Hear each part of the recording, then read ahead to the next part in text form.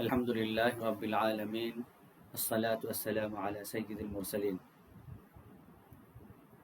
আগামী 28শে নভেম্বর বৃহস্পতিবার কলকাতার রানী রাসমণি রোডে পশ্চিমবঙ্গ জমিয়তে উলামায়ে হিন্দের আহ্বানে এক বিশাল জনসমাবেশ সম্মেলন অনুষ্ঠিত হতে চলেছে। আমরা সকলেই জানি, সোশ্যাল মিডিয়ার দৌলতেও আমরা জানতে পেরেছি সেই গণসমাবেশের আলোচ্য বিষয় এজেন্ডাগুলি কি কি। আজকে আমি আমাদের সাধারণ মুসলিম জনগণের সম্মুখে 2024 সালের ওয়াকফ সংশোধনী বিলের মধ্যে কি কি ধারাগুলি রয়েছে, যে সমস্ত ধারাগুলি মুসলমানদের জন্য অত্যন্ত ক্ষতিকারক, মুসলমান সমাজের জন্য, মুসলমানদের ওয়াকফ সম্পত্তিকে লুণ্ঠন করে নেওয়ার যে সমস্ত চক্রান্ত আমাদের 2000 সরকারের মাধ্যমে প্রস্তাবিত 2024 সালের ওয়াকফ সংশোধনী বিল অর্থাৎ ওয়াকফ অ্যামেন্ডমেন্ট বিল 2024, তার মধ্যে কি কি বিষয় রয়েছে তার আমি এক এক করে আলোচনা করব আপনাদের সম্মুখে, যাতে সংক্ষিপ্ত পরিসরে একটা স্পষ্ট ক্লিয়ার ধারণা আমাদের মনে চলে আসে, আমরা বুঝতে পারি যে কেন আমরা ওয়াকফ সংশোধনী বিল 2024কে আমরা প্রত্যাখ্যান করছি। আমরা আমাদের বর্তমান জেনারেশন, আমাদের পরবর্তী জেনারেশন, প্রজন্ম সকলেই এই জিনিসটাকে চিরকাল মনে রাখবে এবং আমাদের এই ত্যাগ স্বীকারকে, আমাদের আন্দোলনকে তারা মনে রাখবে। মনে রাখুন, ওয়াকফ সংশোধনী বিল 2024-এর সেকশন নম্বর 2 নম্বর ধারার মধ্যে আমাদের বর্তমান বিজেপি সরকার একটা ধারা সংযোজন করতে চেয়েছে, একটা শব্দ সংযোজন করতে চেয়েছে। সেই শব্দটি হচ্ছে যে 1995 সালের যে অ্যাক্ট, যেটাকে এরা অ্যামেন্ডমেন্ট করতে চায়, সংশোধন করতে চায়, সেই জন্য 2024-এর ওয়াকফ সংশোধনী বিল নিয়ে এসেছে। সেই ওয়াকফ অ্যাক্টের মধ্যে ওয়াকফ শব্দটি রয়েছে। সেই ওয়াকফ শব্দটি এরা কুচক্রীরা, শয়তানের দোসররা, সেই ওয়াকফ শব্দটি, ওয়াকফ সম্পত্তিকে সুরক্ষার জন্য যে অ্যাক্ট তৈরি করা হয়েছিল, সেই ওয়াকফ শব্দটি তারা সেখান থেকে মুছে দিতে চায়। কারণ যাতে পরবর্তী প্রজন্ম, পরবর্তী যুগের মুসলমানরা, আজ থেকে 100 বছর পরের মুসলমানরা, তারা যেন ঐতিহাসিকভাবে সত্যটা এবং বাস্তবতা যা থাকুক না কেন, তাদের কাছে যেন সত্যটা আপাত দৃষ্টিতে গোপন হয়ে থাকে, তারা যেন বুঝতে না পারে। কারণ বর্তমান যে 1995 সালের যে অ্যাক্টটি এখনো পর্যন্ত ভ্যালিড এবং এখনো পর্যন্ত যেটা ভারতবর্ষে প্রচলিত, সেটা হচ্ছে দ্য ওয়াকফ অ্যাক্ট 1995।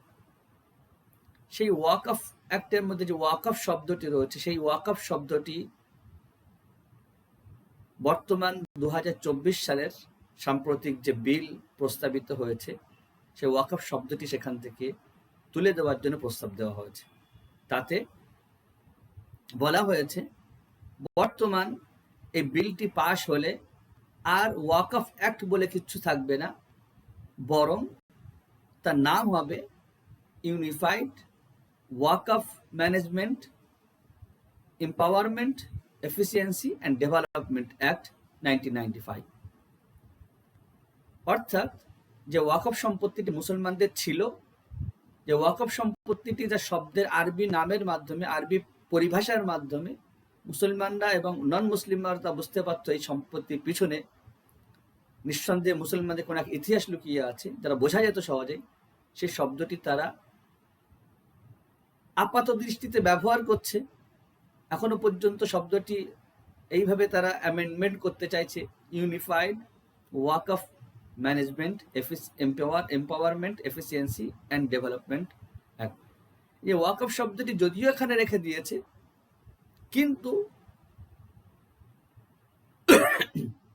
হয়তো আগামী বছরে বা পরবর্তী পার্লামেন্টে পরবর্তী সেশনেই তারা এই ওয়াকফ শব্দটি তুলে দিয়ে শুধুমাত্র কি করতে পারে, আবার অ্যামেন্ডমেন্ট করে শুধু নাম দিতে পারে ইউনিফাইড অন্য কোনো গভর্নমেন্ট প্রপার্টি ম্যানেজমেন্ট বা যা কিছু। ওয়াকফ শব্দটা এখান থেকে যেখানে ওয়াকফ শব্দটি স্পষ্টভাবে মুসলমানদের সম্পত্তি হওয়ার কথা প্রকাশ করে, সেটা তুলে দিয়ে একটা শব্দ, একটা বড় নামকরণ করতে চাইছে, যাতে পরবর্তী জেনারেশন বা মুসলমানদের কাছে স্পষ্ট ধারণা না পৌঁছায়, যাতে এটা না মনে হয় যে শব্দটা শুধু এই সম্পত্তি শুধুমাত্র মুসলমানদের এমন মনে না হয়। অথচ 1923 সালের 1923-তে ইংরেজদের সময় যে ওয়াকফ অ্যাক্ট তৈরি হয়েছিল, সেই ওয়াকফ অ্যাক্টের নাম হচ্ছে দ্য মুসলমান ওয়াকফ অ্যাক্ট 1923। সেখানে দ্য মুসলমান শব্দ স্পষ্টভাবে লেখা আছে। সেই শব্দটি আস্তে আস্তে অ্যামেন্ডমেন্ট করতে করতে শব্দটি তুলে দেওয়া হয়েছে দ্য মুসলমান শব্দটি 1954 সালের যে অ্যামেন্ডমেন্ট, যে ওয়াকফ অ্যাক্ট, তাতে দ্য মুসলমান শব্দটি তুলে দেওয়া হয়েছে। বর্তমানে সরকারটি ওয়াকফ শব্দটিকেও অস্পষ্টভাবে উপস্থাপন করার জন্য সেখানে, এবং ওয়াকফ শব্দটির ভবিষ্যতে তুলে দেওয়া কুচক্রান্ত এবং সুযোগ রেখে দেওয়ার জন্য তার unified Waqf management empowerment efficiency and development act 1995 এই নাম প্রস্তাব দিয়েছে। এটা হলো সেকশন 2। আমি সংক্ষিপ্তভাবে আলোচনা করছি যাতে ভিডিওটি দীর্ঘায়িত না হয়। সেকশন 3-তে তারা আরেকটি শব্দ, বিশেষ কয়েকটি শব্দ সেকশন 3-তে যে ডেফিনেশনস গুলো আলোচনা করা হয়েছে, প্রস্তাব দেওয়া হয়েছে, তার মধ্যে একটা শব্দ তারা ইনক্লুড করতে চেয়েছে, সেটা হলো গভর্নমেন্ট প্রপার্টি। সরকার চাইছে এই শব্দটিও 2024-এর অ্যামেন্ডমেন্ট বিলের মধ্যে আসুক। গভর্নমেন্ট প্রপার্টি কাকে বলে? গভর্নমেন্ট প্রপার্টি বলে সরকারি সম্পত্তিকে। আর সে সরকারি সম্পত্তির সংজ্ঞা কি, তাতে আপনার ওই সেকশন নাম্বার 3-তেই এবং ওই বিলের মধ্যেই, প্রস্তাবিত বিলের মধ্যেই তা ব্যাখ্যা দেওয়া হয়েছে যে গভর্নমেন্ট প্রপার্টি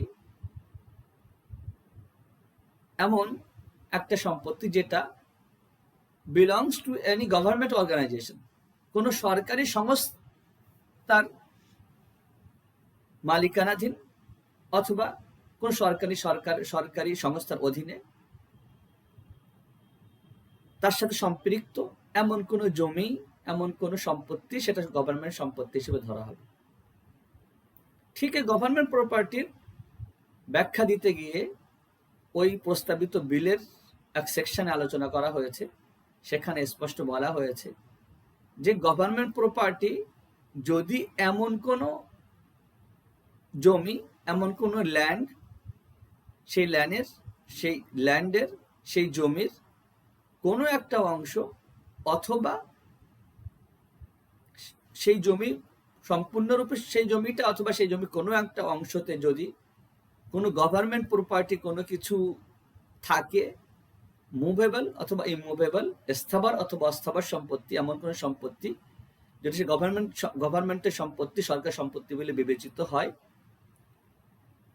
এবং সেই জমিতে যদি এমন ডিসপিউট, কোনো বিবাদ বা বিবাদিত জমি বা সরকারি সম্পত্তি আছে এমনভাবে প্রমাণ করা যায়, তাতে লেখা আছে কালেক্টর অর্থাৎ ডিএম, জেলা শাসক অথবা তার অধীনস্থ, তার সমর্যাঙ্কের পদমর্যাদা কেউ, তারা যদি এমন রিপোর্ট করে যে এখানে কোনো সরকারি অস্থাবর সম্পত্তি অথবা স্থাবর সম্পত্তি এই জমিতে আছে, সেই ওয়াকফ সম্পত্তি বেদখল হয়ে সেটি সরকারি সম্পত্তি পরিণত হবে।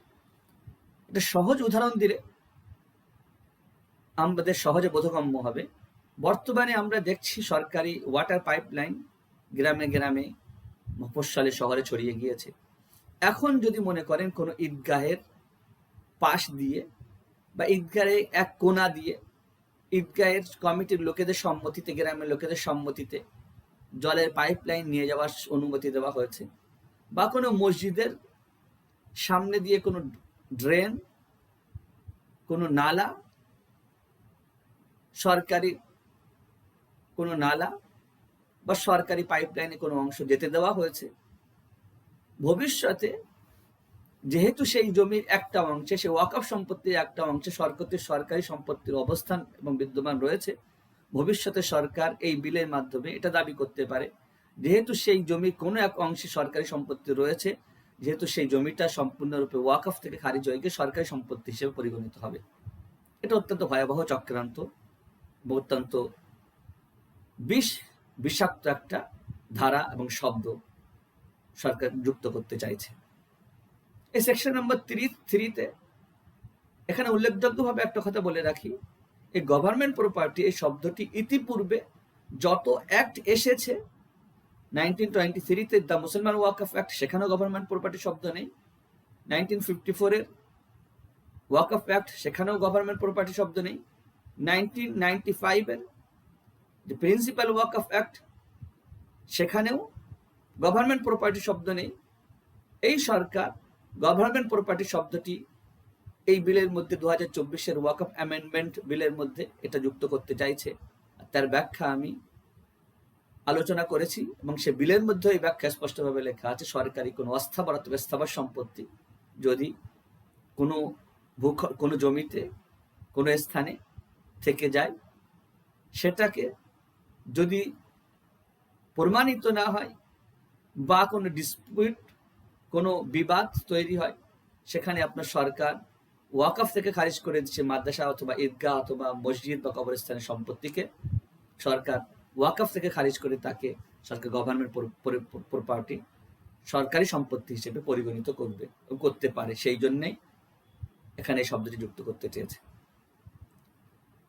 আরো দুটি শব্দ সেকশন নম্বর 3-তে সরকার যুক্ত করতে চেয়েছে, সেটি হচ্ছে বোহরা এবং আগাখানি ওয়াকফ অ্যাক্ট।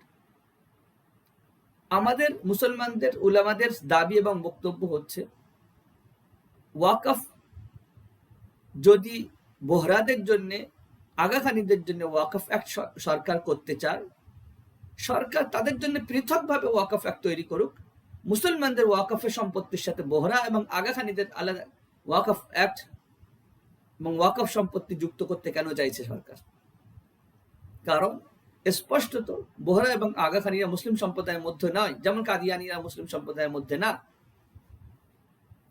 সুতরাং তাদের সম্পত্তি, তাদের যদি সরকার আলাদাভাবে ওয়াকফ তৈরি করতে চাইছে, সরকার বাহাদুর বিবেচনা করুন, কিন্তু মুসলমানদের ওয়াকফ সম্পত্তির সাথে উল্লেখযোগ্যভাবে এই বোহরা এবং আগাখানিরা, তাদের আগাখানি সম্প্রদায় তাদের প্রতি পূর্ণ শ্রদ্ধা রেখে, তাদের প্রতি পূর্ণ মর্যাদা রেখেই বলতে চাই, তারা আমাদের ভারতবর্ষে আমাদের সাথে শতাব্দীর পর শতাব্দী সহাবস্থান করছেন, কিন্তু তা সত্ত্বেও ব্রিটিশ ওয়াকফ অ্যাক্ট অর্থাৎ 1923-তে দ্য মুসলমান ওয়াকফ অ্যাক্টের মধ্যে বোহরা এবং আগাখানি শব্দের কোনো উল্লেখ নেই, অথচ তারা ভারতবর্ষের স্বাধীন নাগরিক। এবং 1995-এর অ্যাক্টের মধ্যে উল্লেখ নেই, সরকার এটা অ্যামেন্ডমেন্ট করে 2024-এর ওয়াকফ বিলের মধ্যে এটি ঢোকাতে চাইছে, যাতে সেই অমুসলিমদেরকে মুসলমানদের ওয়াকফের সম্পত্তির ভাগ দেওয়া যেতে পারে, অথবা তাদের মাধ্যমে কোনো কুচক্রান্ত করে মুসলমানদের সম্পত্তি হাতিয়ে নেওয়া যেতে পারে। এটি 3 নম্বর সেকশনে আলোচনা করা হয়েছে। আর একটা ভয়াবহ জিনিস 18 নম্বর সেকশনে 2024-এর অ্যামেন্ডমেন্ট বিল, ওয়াকফ অ্যামেন্ডমেন্ট বিলটা 18 নম্বর সেকশনে, সেখানে আলোচনা করেছে সরকার। আমি সেই টেক্সটগুলো এখানে আপনারা যারা এখানে তুলে দিতে পারছি না, কিন্তু সেই টেক্সটগুলো সেখানে স্পষ্টভাবে লেখা আছে, আপনারা দেখে নিতে পারেন। ইন্টারনেটেও গুগলেও আপনার অ্যাভেলেবেল। 2024-এর যে ওয়াকফ অ্যামেন্ডমেন্ট অ্যাক্টের 18 নম্বর বিলের 18 নম্বর ধারায় সেকশনে সেখানে স্পষ্টভাবে লেখা হয়েছে, যেদিন থেকে, যে মুহূর্ত থেকে আপনার এই ওয়াকফ অ্যাক্ট, ওয়াকফ বিল লাগু হবে 2024-এর অ্যামেন্ডমেন্ট বিল, তখন থেকে কোনো সম্পত্তি ওয়াকফ করার আগে সরকারি ওয়াকফ ডিড অনুযায়ী রেজিস্টার হতে হবে, রেজিস্টার করতে হবে। অর্থাৎ আজকালকার সময় আমরা আমাদের এলাকার মুসলমানরা, মায়েরা, বোনেরা, আমরা যদি কখনো ইচ্ছা করি যে একটা ছোট্ট একটা মক্তব খুলবো, একটা সম্পত্তি ওয়াকফ করেছে, একটা ছোট্ট একটা মাদ্রাসা খুলবো, একটা হাফিজিয়া কোরআনিয়া মাদ্রাসা খুলবো, একটা মসজিদ চালু করব, আমাদের সেই সুযোগ রয়েছে। কিন্তু এই ওয়াকফ অ্যাক্ট চালু হলে, এই ওয়াকফ বিল লাগু হলে, আমরা যতক্ষণ না পর্যন্ত সেই সম্পত্তি সরকারের খাতায় ওয়াকফ হিসেবে রেজিস্টার না হচ্ছে, ততক্ষণ পর্যন্ত আমরা সেখানে কোন রকম মসজিদ, মাদ্রাসা ইত্যাদি কোনো ধর্মীয় প্রতিষ্ঠান, ধর্মীয় স্ট্রাকচার আমরা সেখানে তৈরি করতে পারবো না। এটা একটা বিরাট বড় বাধা, যে আগে আমাদের সরকারের খাতায় রেজিস্টার করাতে হবে, আগে আমাদের সম্পত্তিটা সরকার ওয়াকফ হিসেবে গ্রহণ করবে, তারপরে আমরা আমাদের ধর্মীয় অনুষ্ঠান শুরু করতে পারবো, আমাদের ধর্মীয় শিক্ষা প্রতিষ্ঠান চালু করতে পারবো। আরো একটা বিষয়, সেটা এই 2024 ওয়াকফ অ্যামেন্ডমেন্ট বিলের মধ্যে সরকারের পক্ষ থেকে প্রস্তাব দেওয়া হয়েছে, সেটি হচ্ছে ওয়াকফ বোর্ডের যে মেম্বার্স হবে, যে কমিটি তৈরি হবে, সেখানে দুজন নন মুসলিম, দুজন অমুসলিম, তাদেরকে অন্তর্ভুক্ত করতে হবে। দুটো অমুসলিম মেম্বারকেও এর মধ্যে অন্তর্ভুক্ত করতে হবে। তার অর্থ দাঁড়ায় যে মুসলমানদের সম্পত্তিতে আজ পর্যন্ত, যেখানে এখনো পর্যন্ত মুসলমানদের সম্পত্তিতে অমুসলিমদেরকে মেম্বার হিসেবে, সদস্য হিসেবে নিযুক্ত করার প্রশ্ন ওঠেনি, কারণ এটা মুসলমানদের একান্ত ধর্মীয় আচার আচরণ, এটা একান্ত মুসলমানদের ধর্মীয় সম্পত্তি। এখানে অমুসলিমদের কোনো প্রবেশ করার, সদস্য হওয়ার কোনো প্রয়োজন থাকে না। যেমন কিনা হিন্দুদের দেবত্ব সম্পত্তিতে, মন্দিরের সম্পত্তিতে মুসলমানদের প্রবেশ করা, মুসলমানদের কমিটি মেম্বার হওয়ার প্রয়োজন হয় না, ঠিক এখানেও মসজিদের সম্পত্তিতে, মাদ্রাসার সম্পত্তিতে, পরিচালনকারী কমিটিতে, পরিচালনকারী ওয়াকফ বোর্ডের কমিটিতে এই ধরনের আপনার দুজন মেম্বার হওয়া, এই প্রস্তাব সরকারের পক্ষ থেকে দেওয়া হয়েছে, যা আমরা কোনোভাবেই, কোনো মতেই আমরা মেনে নেব না এবং তার প্রতিবাদ গড়ে তুলব আমরা। আরো একটি গুরুত্বপূর্ণ বিষয়, যেটি সরকার বাহাদুর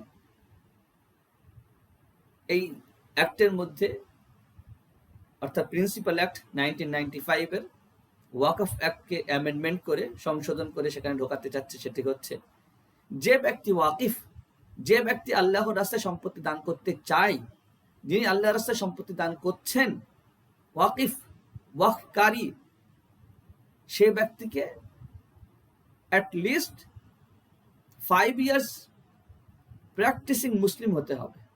মানে 5 বছর ধরে তিনি ইসলাম পালন করছেন, ইসলামের ফলোয়ার, ইসলামের আদেশ নিষেধ পালন করে চলছেন, সেটা সরকারের কাছে প্রমাণিত হতে হবে that you are practising Muslim. তবে সরকার, আপনি যদি কোনো দান করেন, আপনি কোনো ওয়াকফ সম্পত্তি ওয়াকফ করতে চান, তবে সেটা আপনার গ্রহণযোগ্য হবে, নতুবা সেই সম্পত্তি আপনার ওয়াকফ সম্পত্তি হিসেবে গ্রহণযোগ্য হবে না। এখন এখানেই প্রশ্ন দাঁড়ায়, আপনি যে মুসলমান, অ্যাট ফার্স্ট প্রথমে বুঝতে হবে আপনি যে মুসলমান, সে মুসলমান হওয়ার সার্টিফিকেট কি আপনার আছে? আপনার ভোটার কার্ডে কি লেখা আছে যে আপনার ধর্ম ইসলাম? আপনার আধার কার্ডে কি লেখা আছে আপনার ধর্ম ইসলাম? আপনার পাসপোর্টে কি লেখা আছে যে আপনি ইসলাম ধর্মের অনুসারী, আপনি মুসলিম? লেখা নেই।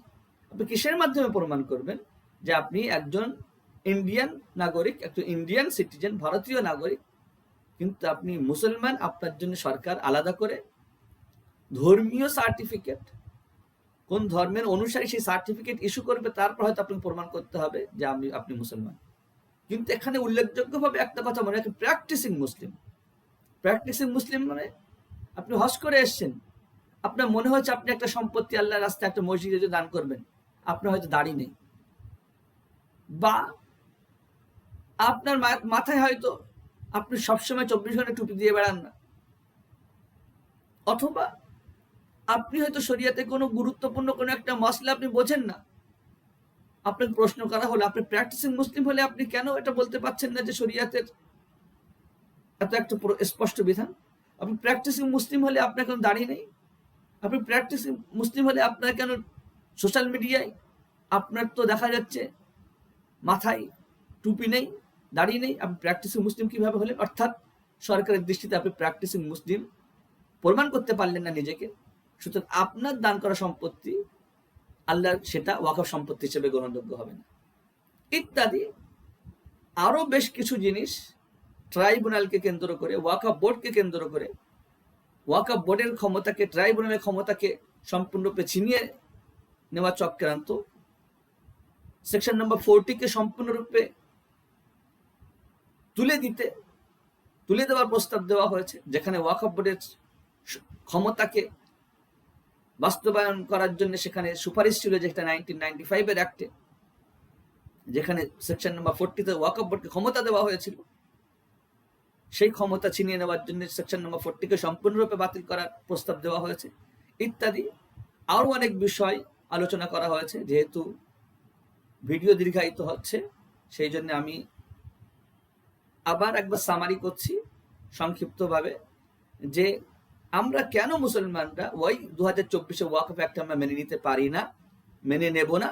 কারণ এটা আমাদের ধর্মীয় স্বাধীনতা, আমাদের ধর্ম পালন করার স্বাধীনতাকে সরকার খর্ব করতে চাইছে এই অ্যাক্টের মাধ্যমে, এই বিলের মাধ্যমে।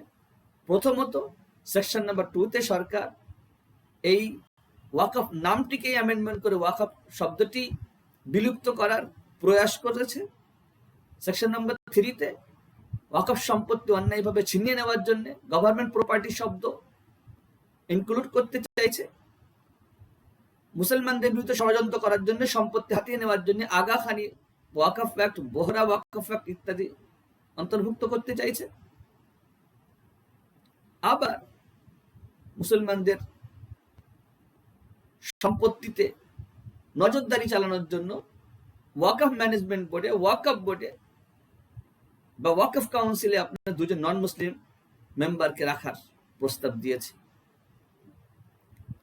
আবার তারপরেও সরকার কালেক্টরকে, ডিএমকে যাবতীয় ক্ষমতা তুলে দেওয়ার পরেও সরকার সেখানে চেয়েছে যে এই অ্যাক্ট লাগু হওয়ার পরে কোনো সম্পত্তি আগে মসজিদ অথবা মাদ্রাসা বা কবরস্থান হবে না, মানে আগে সেটা সরকারের খাতে রেজিস্টার হবে ওয়াকফ সম্পত্তি হিসাবে, তবে আপনার সেই সম্পত্তি কবরস্থান হবে বা সেই সম্পত্তি আপনার ঈদগাহ হবে বা সেই সম্পত্তি আপনার মসজিদে পরিণত হবে।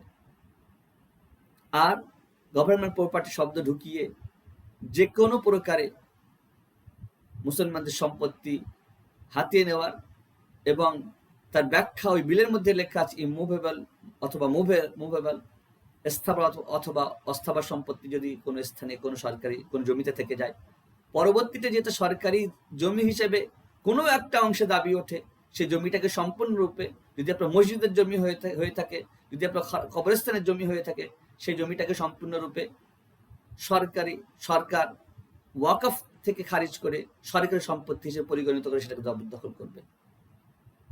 আমরা আশা করি এই ভিডিওটা নিজেরাও বারবার শুনবেন, শেয়ার করবেন, অন্যদেরকে মুসলমানদের জানার বোঝার সুযোগ করে দেবেন। আর আগামী বৃহস্পতিবার 28শে নভেম্বর কলকাতা রানী রাসমণি রোডে বেলা 12টার সময় জমিয়ত উলামা হিন্দের যে গণসম্মেলন অনুষ্ঠিত হতে চলেছে, সেখানেও নিজের নৈতিক ধর্মীয় দায়িত্ব এবং কর্তব্য মনে করে সকলে সার্বিকভাবে অংশগ্রহণ করবেন। সার্বিক সহযোগিতার মাধ্যমে, একে অন্যকে সহযোগিতার মাধ্যমে তারা সেখানে উপস্থিত হওয়ার চেষ্টা করবেন। আসসালামু আলাইকুম ওয়া রাহমাতুল্লাহি ওয়া বারাকাতুহু।